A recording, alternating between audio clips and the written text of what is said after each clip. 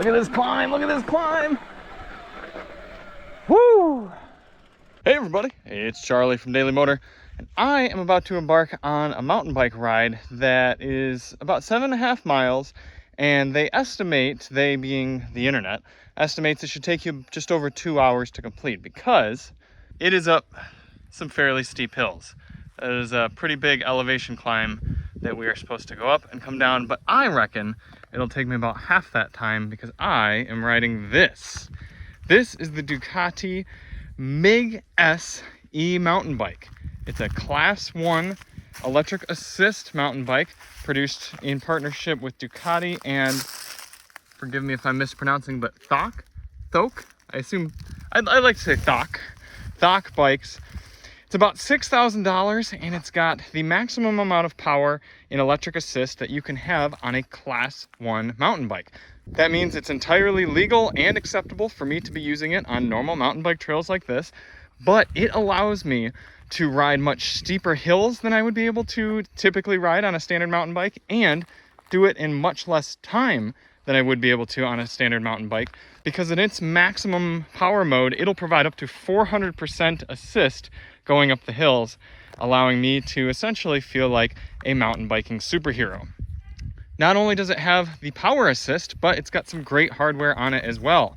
We've got 35mm forks from RockShox, giving us a great front suspension, disc brakes front and rear, although not the largest disc brakes I've seen on an electric mountain bike. After all, these things are heavy. I'll have to look up the exact specs. I think this one's 44 pounds as we're looking at it. So you know, that battery definitely adds some weight, and that electric drive motor. Got 12 gears, a single gear set in the back, just the one up front there, and of course a RockShox rear shock as well. On the fly adjustable height for the seat. So I'm gonna throw the GoPro on here and we're gonna go for a ride. First off, this trail, known as the Luge, requires a few miles of road running right off the bat. And once you dip off into this section, it's pretty steep. I don't know what the grade is on this, but it's got to be somewhere between 10 and 15%. It's a steep one, but I'm already in full assist mode boost, that's how they call it, and with a good amount of effort here, the legs pumping, I'm keeping up about 10 miles per hour up this hill. And just for curiosity's sake, woo, okay, holy cow, taking all the assist off, I feel like the bike is in mud. I'm struggling to even do, what is this, 4 miles per hour? Not only that, but I got traffic coming up on me. So I'm gonna go through the eco and the trail modes, back up to the boost, and then dip off a little bit here. Let some traffic go by. Shift a few more times, and I'm back up to 10 miles per hour. Even more so, about 11 now. So before even hitting the trail, the electric assist is allowing me to shave serious time off of this ride. And this is a perfect example of why I'm a big fan of this electric assist, is that it's about 3:45 right now in the afternoon. Now, of course, I'm blessed to be able to do things like this with my day-to-day, with my work day. In fact, I'm required to in order to shoot this video. But let's not act like it's not a little bit of fun as well. So I'm doing this. Now, let's say it gets off work around 5. She's gonna be home by 5:30 or so. So the way I see it, I've got about 2 hours to get this done and get back home in order to spend quality time with her. So if I want to go out and ride one of the top rated trails in the area, there's no way I'd be able to get through it on my standard conventional mountain bike in time. I'm just not in that level of shape. But this bike is going to not only allow me to get there and do these mundane sections, but it's going to have the kit equipped in order to have fun and safe time riding it once I turn off right here. Making our way up the hill here, you can see the views are absolutely gorgeous, but you can't focus on them too long because this trail is demanding. You got to pay attention. So here I am in very, very first gear, riding up with no assist. You can see how much I'm struggling. Even just going right up into eco then right there, it's giving me 100% assist. So for every bit of power I'm putting in with my pedals, it's matching me 1-to-1. Then hop up to trail mode, that's giving you a 2-to-1. So the idea is eco, obviously if you're gonna go out for a super long ride, if you really wanted to stretch your charge level out, you'd run in that and just take what you can get. Gotta catch my breath a little bit here. In fact, let's go up into boost so I can do that. Trail is what you're gonna wanna run if you're just planning on going out and doing a solid ride, maybe doing a good amount of elevation. You wanna make sure you got battery for the whole thing, but you want a good amount of assist as well. Trail is the top level that actually feels natural. If I go back into it here, it just feels like I'm really strong. Like I'm going up this hill and I'm like, all right, yeah, I gotta put work into it. I'm leaning forward, I'm pedaling hard, but I'm still going much, much quicker than I'd be able to without the help. Boost, that's what gives you the max amount of assist, 400%. So every bit of power you're putting in, the bike's giving you 4 times that. And that makes it so it's easy. It really is. I mean, I'm not out of shape, but I'm also not really in shape. Pretty average. And I'm going up this hill, sun blazing on me like it's nothing. I'm doing what, 5 miles per hour right now? I could easily upshift a few gears. I'm doing 7.5 pretty easily up that fairly steep incline. Let me actually turn. I got the chest mounted GoPro on. That's what we just rode up, and doing so in boost mode is really no problem at all. Now I will say there have been times where I've been riding and I've dialed down from boost to trail, because boost can give you so much power that if you're in a really steep, slow technical situation, you can spin the rear tire and then lose all of your momentum. So I did a trail last week where it was really steep. I was in first gear and just kind of making my way. I mean, it had exposed rock that I was kind of just carefully making it up.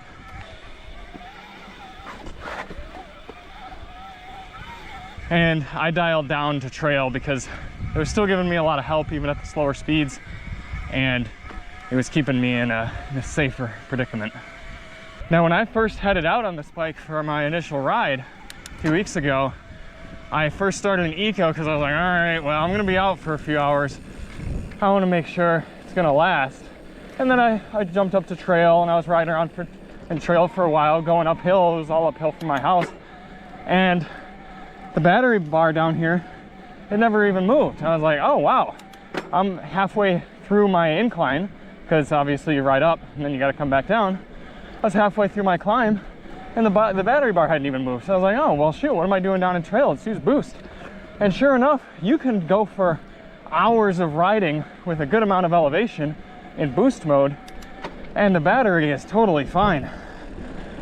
I don't think I've got too much further to climb today, and I've done some extra riding, and I'm only down 1 battery bar. Whew, all right, speaking of elevation, looks like I got some downhill here. It's a good time to talk about speed and brakes.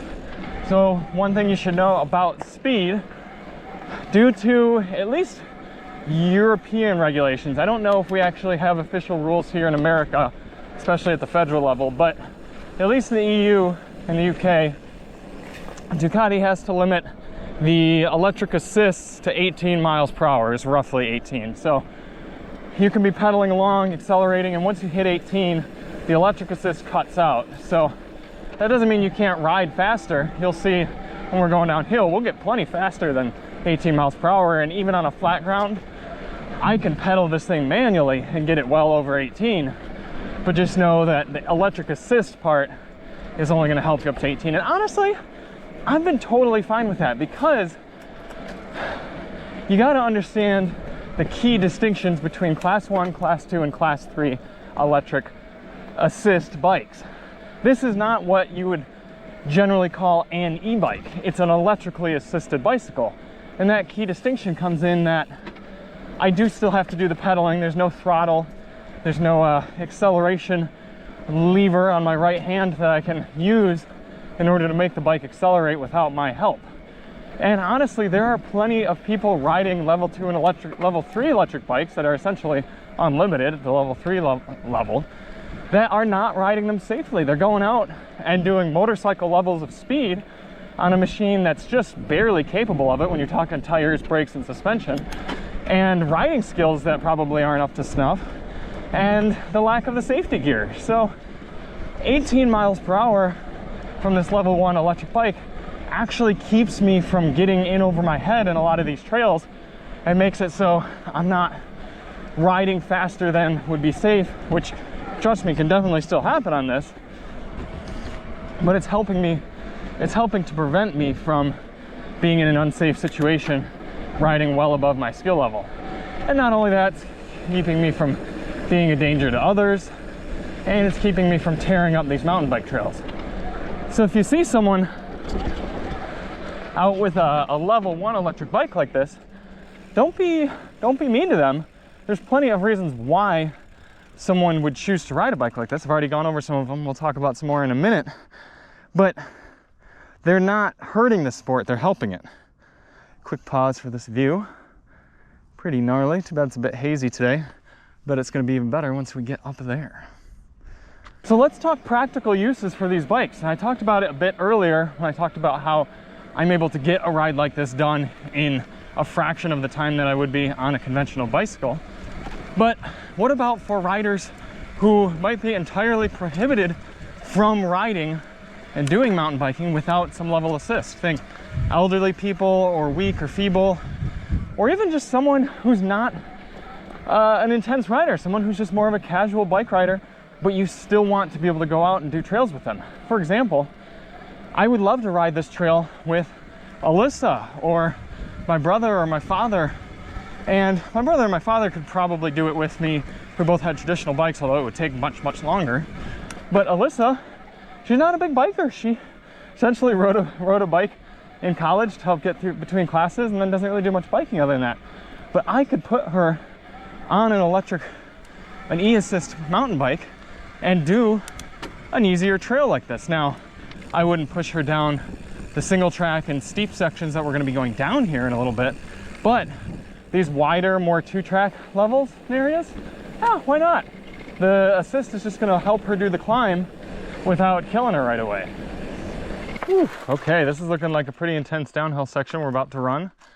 Maybe I missed the opportunity to get a good view photo, but here we go. Listen to that. It's so quiet out here. Downhill section is a perfect opportunity to talk brakes and suspension. I did take this bike into a local bicycle shop, one that, oh, this is gnarly. A shop that does a lot of competition, performance, mountain bikes. Oh.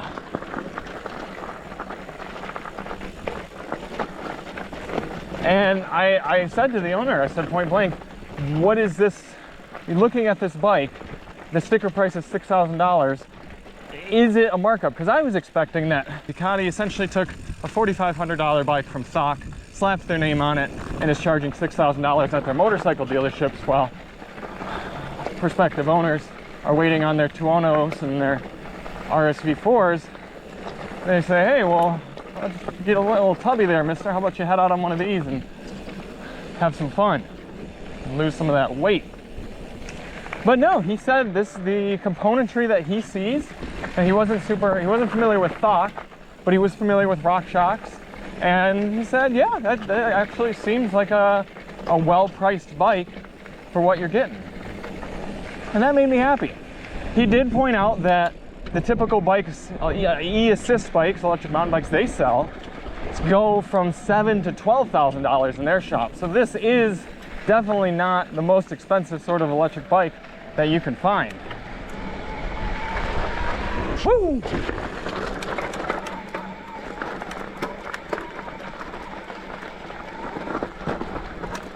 Look at this climb, look at this climb! Woo!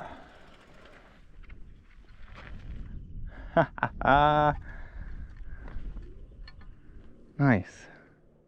I keep forgetting we don't have a head-mounted GoPro right now. We've got the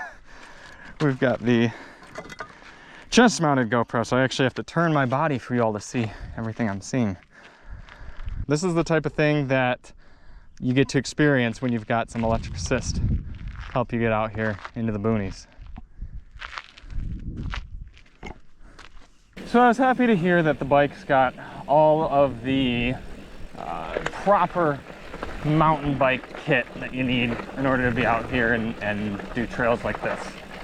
Now, keep in mind, all the gear in the world and all the componentry in the world is not going to make up for being a novice rider. So make sure you always ride safe, careful, relatively within your limits, and wear some safety gear. Always wear a helmet. I'm just taking it nice and easy down here. I guess the only thing I'd like to see improved upon with the bike would be some larger brakes. Now, that's not to say I've gotten any fade, but I get the feeling that you're slowing down all this weight, and if I were something like a 200+ pound rider, I mean, this is a medium frame, so maybe if I were a few inches taller and a few inches wider, it'd be well over 200 pounds. Couple that with the weight of the bike, and these brakes are having to stop 250 pounds or so, and it's not necessarily the stopping it, it's this maintaining the braking all the way down these steep hills. I mean, I'm essentially going to be on my brakes for the next probably 5 minutes or so of just going down this hill, and they're gonna get hot. I mean, I'm sure they get really hot in there. It's hot outside. They're probably fine. Scotty probably did the math. They're probably fine, but that's probably the only thing I'd really like to see improved. If I were a more experienced rider, I bet I would be asking for some more suspension as well. But I've got it dialed in a little on the soft side. I could probably stand a little bit extra air, but it's making the ride comfy for me, and that circles into who I think this bike is really for. I don't think Ducati is aiming for true mountain bike enthusiasts. Oh, be careful down these. I don't think Ducati is aiming for true experienced, advanced mountain bikers with the MIG-S. I think they're aiming for people more like myself who enjoy going out for mountain bike rides, but it's not their main thing. Ducati aimed this bike at people who are going to go out maybe once a month, you know, maybe a few times a month, and they're going to ride trails that are probably less intense than this. I mean, if you find yourself out here, you can baby yourself through the way I am, but they knew that if they put the cost too high, then it would just seem silly. People are like, I could buy one of your motorcycles for that price, I'm good. But at $6,000, I think that puts it into a price bracket that more people can justify and actually go out and have a pretty fun machine. I'm gonna have a really tough time giving this back. It's allowed me to explore so much of this beautiful area that we've recently moved to and do these type of trails and get exercise, but also see the world around me and be out in nature and kind of expand upon a hobby that I've had for a while in such a unique way. It's cool. Getting back into some of these uphills again. So thankful for the e-assist. I'm already getting fairly close to the end of this trail, and I don't even think it's been an hour, and I've stopped a few times for filming reasons. I will say you do sometimes feel like a bit of a cheater on these trails with one of these electric bikes versus a standard one, especially when you go passing someone crawling up a steep incline and they're on a conventional mountain bike. But as I said, I really do think if you're someone who supports mountain biking, you should be supportive of these bikes as well, because all it's going to do is bring more people into a fun and healthy sport and keep trails like this protected. I mean, if you don't have enough people using and supporting these type of trails, then eventually they're going to go away and people are going to use them for other reasons. Developments are going to happen, urban sprawl and the like, and you're going to lose mountain bike trails. So if you do want to keep this sport a thing, to keep the sport around, you should be supporting these type of bikes. This whole ride I've done today, still got 4/5 of my battery left. Thank you all so much for watching. Thanks to Ducati for hooking me up with their MIG-S e-assist mountain bike here. I've had a blast with it. I highly recommend checking one out if you've got a Ducati dealer near you, or, I mean, I'm sure a lot of electric bikes are going to do kind of fit a similar niche, but this one has that extra flair to it. And we'll see you on the next one. I'm Charlie from Daily Motor, and as always, we're on.